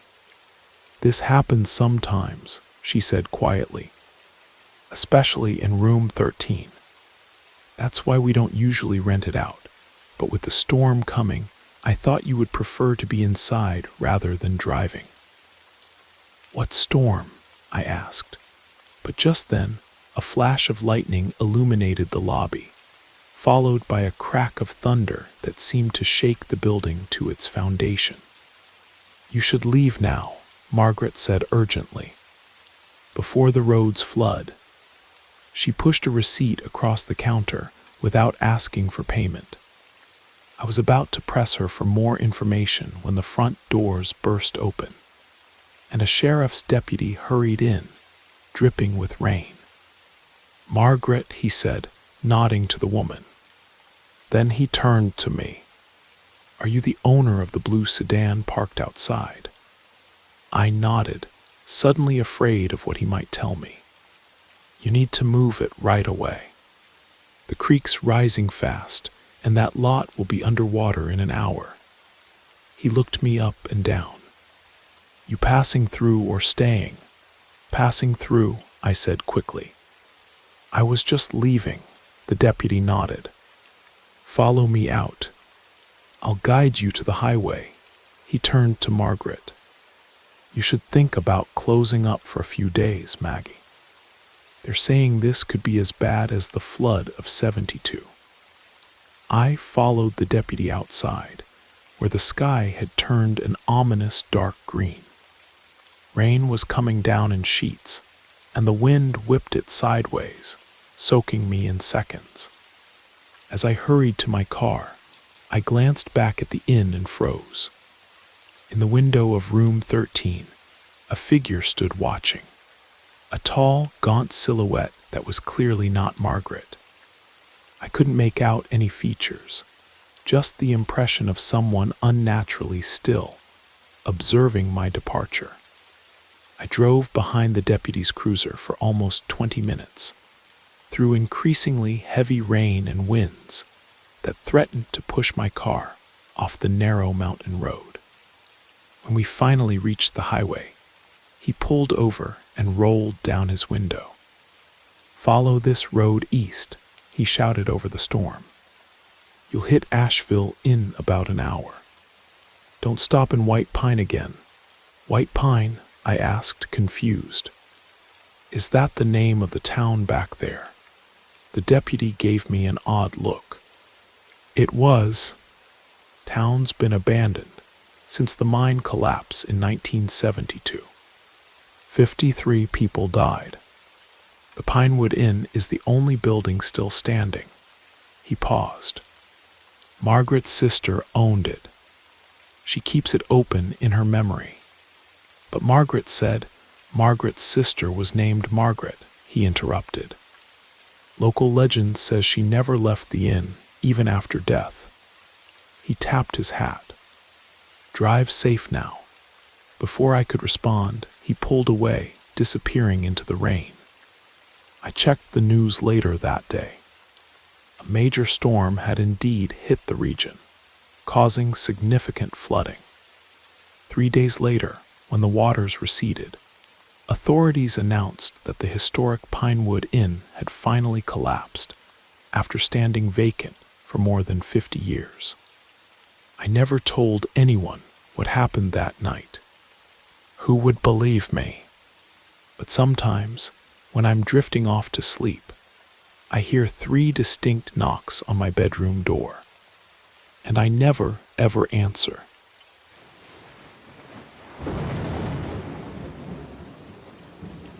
It was a FaceTime call. I don't know why, but I answered. It was late at night, and I was alone in my apartment. As soon as I accepted the call, I saw it was the same man, doing exactly the same thing. I immediately hung up and blocked the number.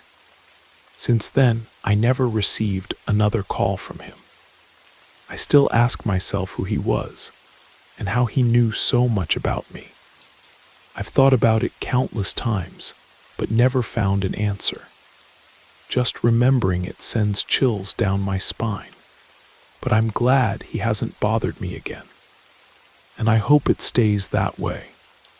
Back in 2008, when smartphones were just becoming popular and social media was still finding its footing, I spent a lot of time at the internet cafe near my college campus.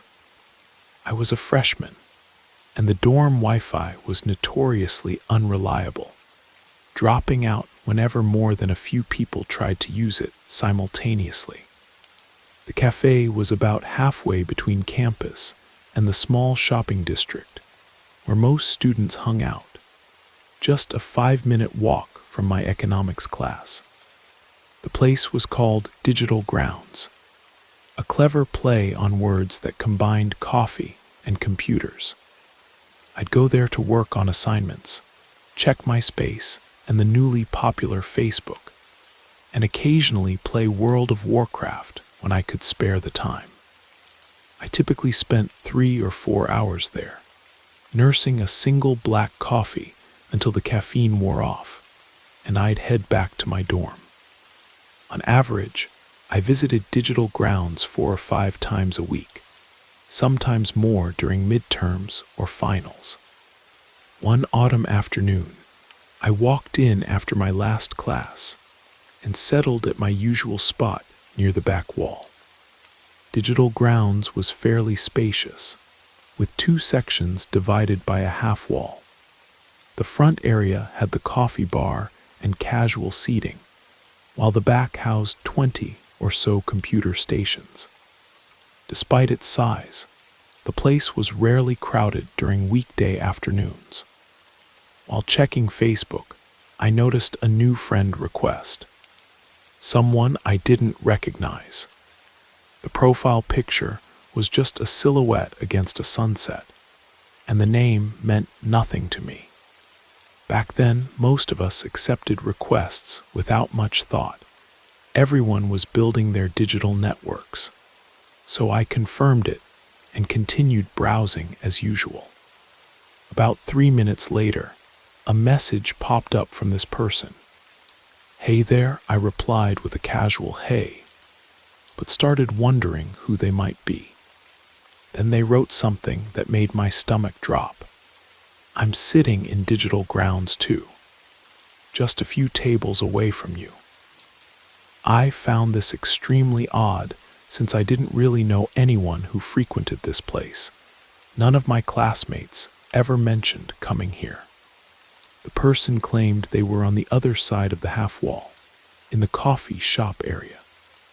I wasn't sure what to think, but continued the conversation while occasionally glancing around, trying to spot someone on their phone who might be messaging me. The conversation took an uncomfortable turn when they started asking personal questions.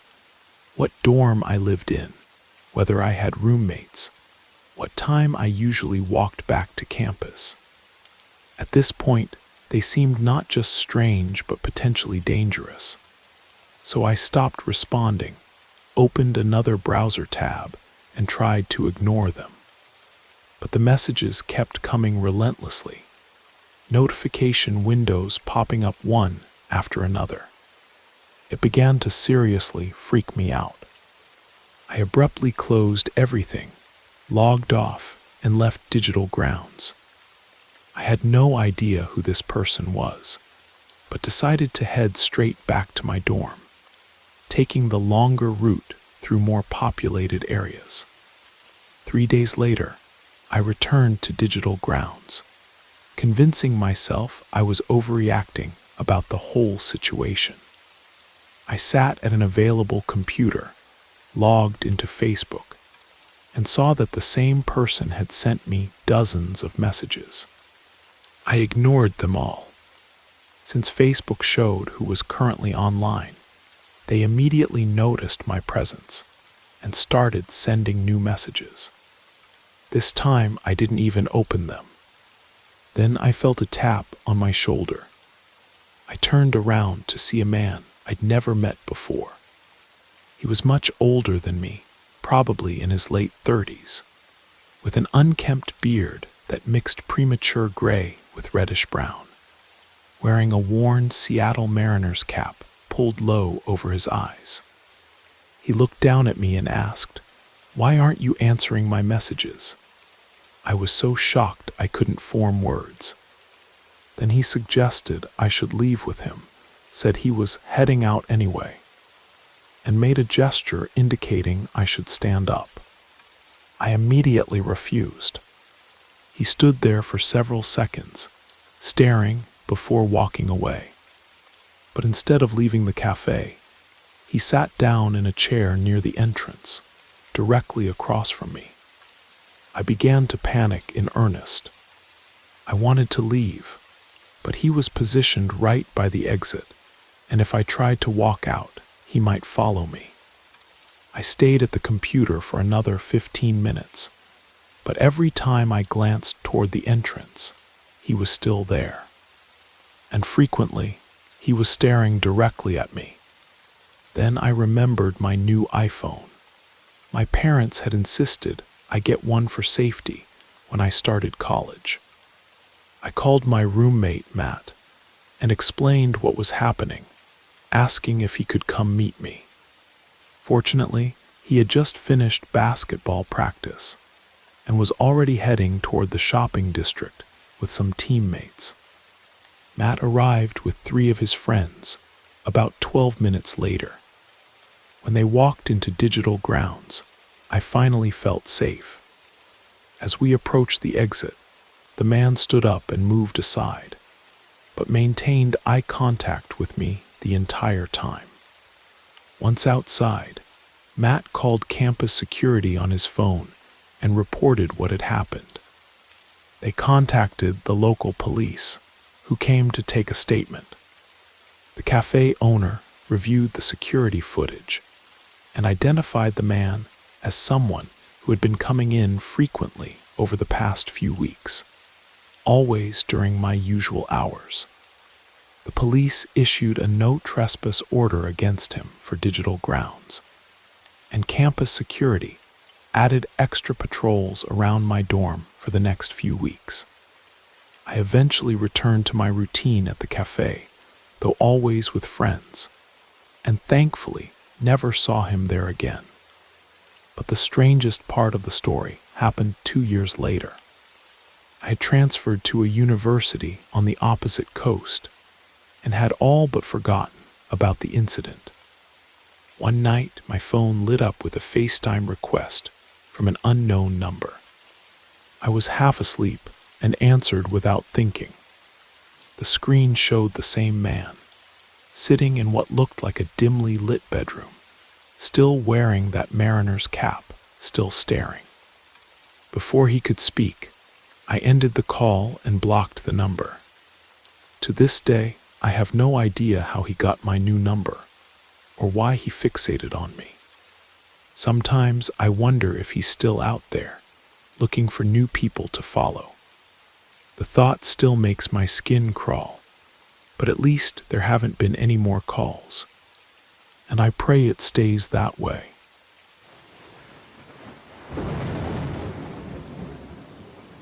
I was 21, and my younger brother was 16. Mom and Dad had asked me to pick him up from a late-night gaming tournament at one of those new VR arcades downtown. This was back in the winter of 2019, before everything shut down. The event was about 15 minutes from our house in the suburbs, but with the snowfall that night, I figured it might take longer. The tournament was being held at Digital Dreamscape, one of those massive warehouse conversions that had become popular for esports events. I'd never been inside myself, but my brother said it was always packed for these tournaments, with hundreds of people crowding in to watch players compete on massive screens. I arrived around 11:30, finding a parking spot in a dimly lit area about 3 blocks from the venue. The snow was coming down harder now, muffling all sound in that eerie way winter storms do. I texted my brother the location of my car, a blue Honda Civic, and settled in to wait.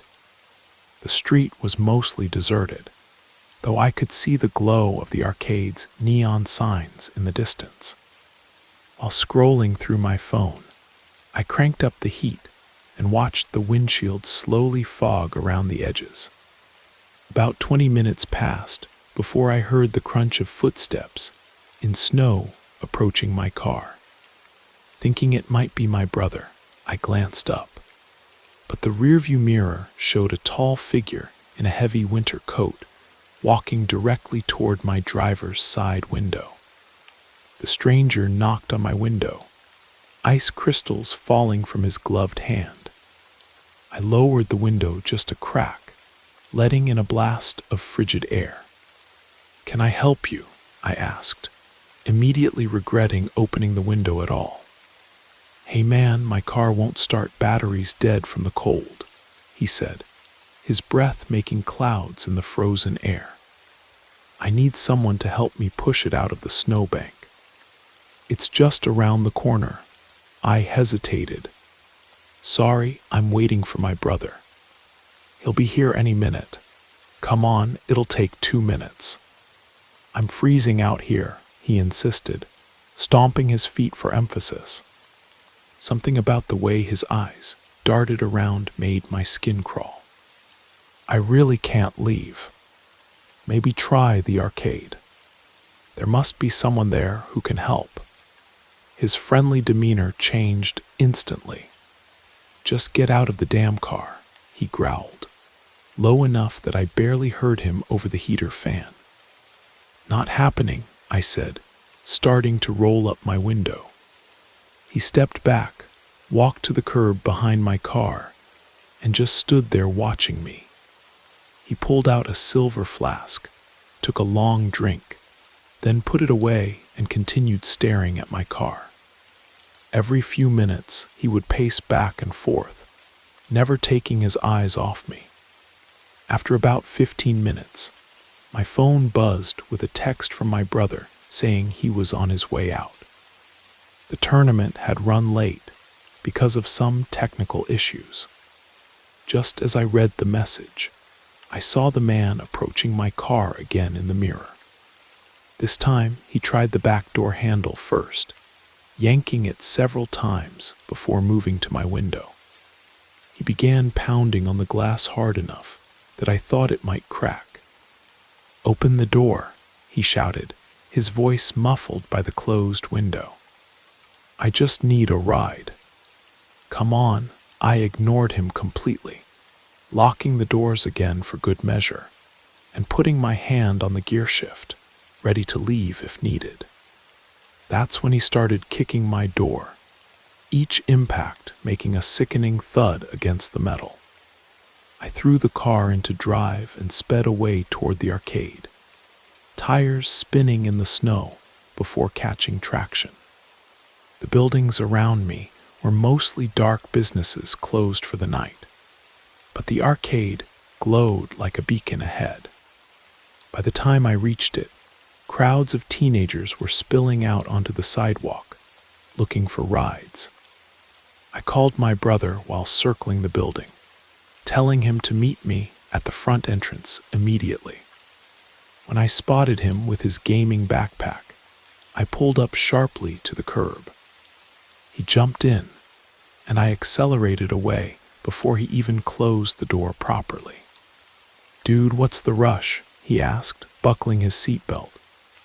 "Some creep was harassing me while I was waiting," I explained, checking my mirrors constantly. He tried to get me to leave the car, then tried forcing his way in. "Seriously? Did you call the cops?" "No time," I said, turning onto the main road heading out of downtown. What should have been a quick exit became a nightmare when we hit unexpected construction. 3 lanes merged into one, creating a bottleneck of cars trying to leave downtown after various events. We were stuck, moving just a few feet every couple of minutes. That's when I saw him again. Somehow he'd made his way to this main road, maybe following my car, maybe just coincidence. He was walking along the sidewalk next to the line of cars, looking into each vehicle as he passed. My blood turned colder than the air outside when our eyes met through the window. His face changed from searching to found, a disturbing smile spreading across his features as he immediately altered course and headed straight for us. I was trapped between a concrete barrier and the car in front of me, with nowhere to go. He approached my window again, this time tapping it almost politely with a metal object I couldn't quite make out in the darkness. "Just one ride," he said loudly enough for me to hear. "That's all I'm asking." My brother was now fully aware of the situation and started recording with his phone while I honked the horn repeatedly. Other drivers joined in, creating a cacophony that drew the attention of a traffic cop managing the construction zone. The man noticed the approaching officer and quickly slipped between 2 cars, disappearing into an alley between buildings. The traffic finally started moving, and I drove well above the speed limit once we cleared the construction.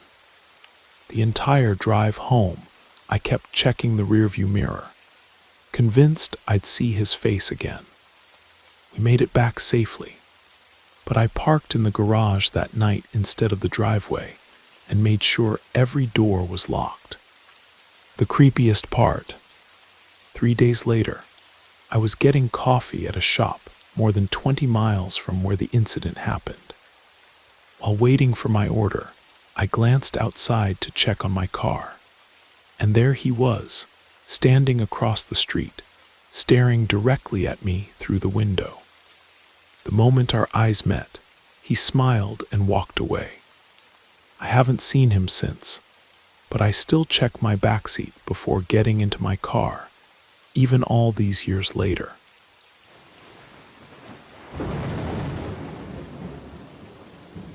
You made it to the end of the stories. That means it's the perfect time to subscribe so you don't miss future episodes. And if you haven't already, leave a like and drop a comment. I'd love to hear your thoughts. Have a great time relaxing, and good night.